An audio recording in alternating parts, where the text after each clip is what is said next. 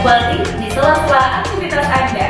Bersama saya, Ananda Salafat yang akan memberikan berita-berita teraktual dan terbaru. Di sekolah tidak ada bullying karena Alda dan temannya itu tim tari dan mendapat prestasi. Dan juga kami mengikuti proses hukum yang diarahkan oleh pihak berwenang. Saya ingin memberi keterangan sesuai apa yang saya lihat dan saya dengar dan saya lihat dari fakta dari anak-anak. Saya dari pertama pada tanggal 19 Februari jam 6 lebih itu saya datang ke sekolah. Kemudian saya datang ke gerbang, disusul dari Pak Agus dan Pak Heri. Kenapa saya di gerbang? Gerbang itu adalah menyalami anak-anak datang ke sekolah dan menyeberangkan karena di jalan raya.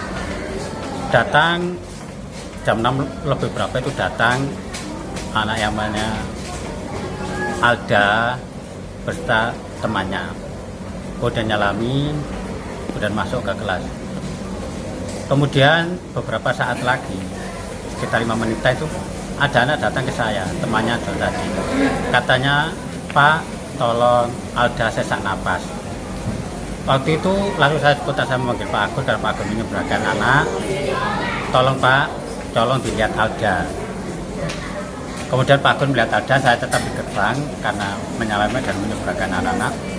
Dan saya lihat Pak Agus pamitan saya dengan Vina mengantarkan ke puskesmas karena keadaan sesak napas itu tadi. Setelah itu saya mengadakan upacara bendera dan siang itu Pak Agus saya telepon. Setelah itu, Pak, gimana keadaannya? Alhamdulillah Pak, anak itu saya berikan sarapan. Setelah datang ke sekolahan sekitar jam 10 atau berapa lebih itu, saya tanya, gimana Pak? Sekarang sudah pulang, tadi sempat lapar saya berikan nasi. Kemudian saya tanya kepada anak-anak, gimana tadi? Bercerita. Itu Pak, saya datang dari kelas, saya senggol gini, nggak kena, terus jilbab saya ditarik, itu kata Vina. Kemudian saya kejar, belum saya sentuh, itu Alda itu terpleset jatuh, terkurap di plesteran Pak. Kemudian saya tanya Pak Agus, kemudian saya tanya teman-teman lain juga begitu. Pak, gimana tadi? Ya itu tak golo napur ke Pak.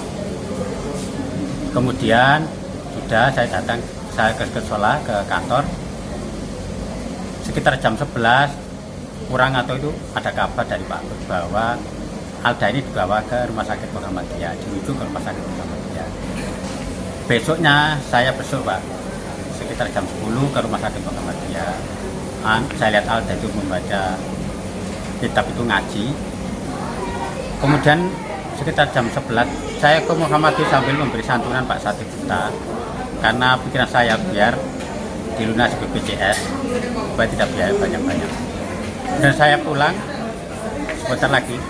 Dalam ngomong-ngomong itu saya ngobrol-ngobrol bercerita Alda itu sering muntah. Kemudian mau pulang itu ada dokter observasi bercerita bahwa dari jatuh tadi tidak apa-apa, baik-baik saja. Jadi saya gembira sekali. Kemudian saya pamit pulang. Kemudian besoknya Mbak Salsa datang ke saya. Katanya mau dirujuk ke Rumah Sakit Dr. Sutomo. Katanya ada pankreasnya robek, tulang ekornya sakit dan sebagainya. Kemudian saya bilang gini, iya Mbak, diantar ke Rumah Sakit Dr. Sutomo biar cepat sembuh.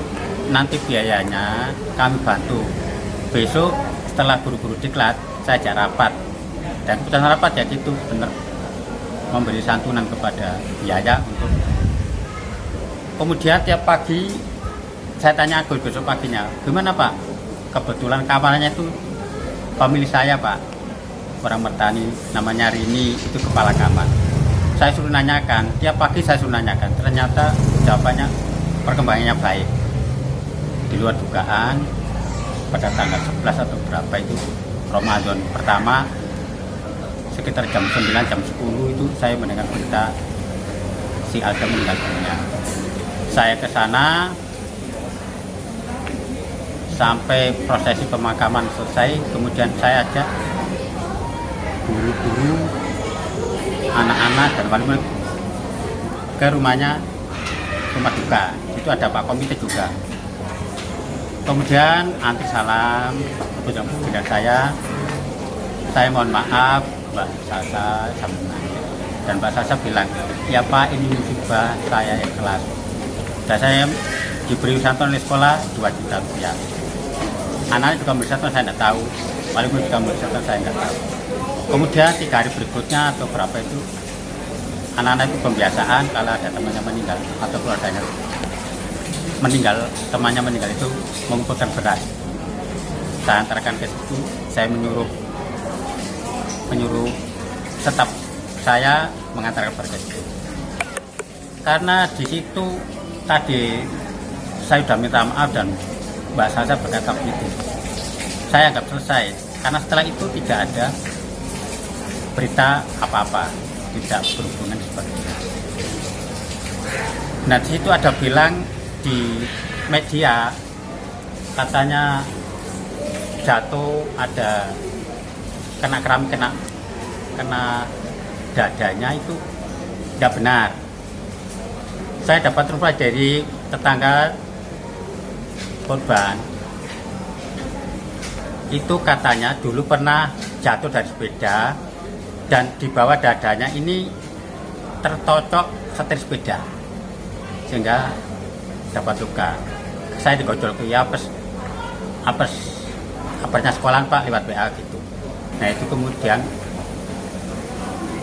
agak terbuka bagi saya bahwa dada yang memar itu bukan dari jatuh kemarin, tapi dari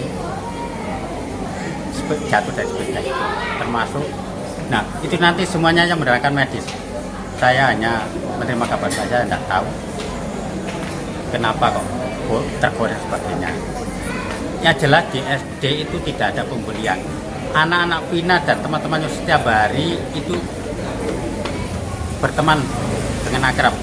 Bahkan menurut tetangga-tetangganya, jajan itu teman-temannya yang memberikan karena tidak pernah sarapan sebagainya. Kalau malam-malam kamu jalan-jalan itu teman-teman yang mengajak. Nah, dari dasar itu ternyata ada teman-teman itu saling berteman dengan baik. Jadi tidak ada pembinaan. Terima kasih. Saya Ananda Anisolfa pamit undur diri dan sampai jumpa.